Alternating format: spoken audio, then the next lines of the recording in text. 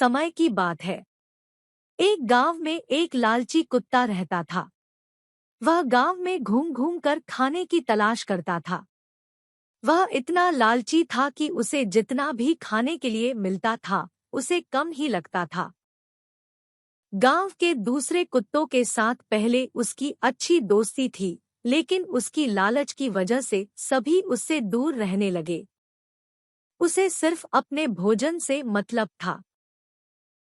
कोई न कोई आते जाते उसे खाने के लिए कुछ न कुछ दे ही देता था।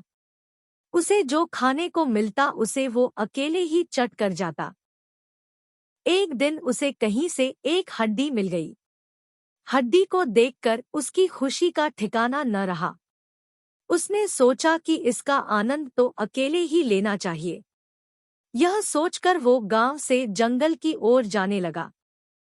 रास्ते में वह पुल के ऊपर से नदी पार कर रहा था, तभी उसकी नजर नीचे नदी के ठहरे हुए पानी पर पड़ी। उस समय उसकी आंखों में सिर्फ हड्डी का लालच था। उसे यह भी पता नहीं चला कि नदी के पानी में उसका ही चेहरा नजर आ रहा है। उसे लगा कि नीचे भी कोई कुत्ता है जिसके पास एक और हड्डी है।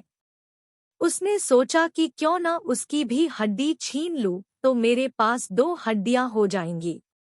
फिर मैं एक साथ 2 हड्डियों को मजे से खा सकूंगा। ऐसा सोचकर वह जैसे ही पानी में कूदा, उसके मुंह से हड्डी सीधे नदी में जा गिरी।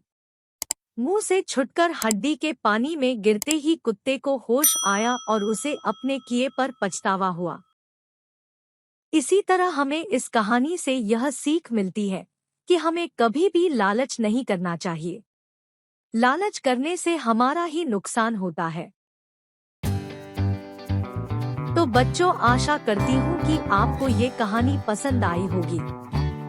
ऐसे ही नए मोरल कहानियों को सुनने के लिए हमारे चैनल को लाइक, शेयर और सब्सक्राइब करना ना भूलें।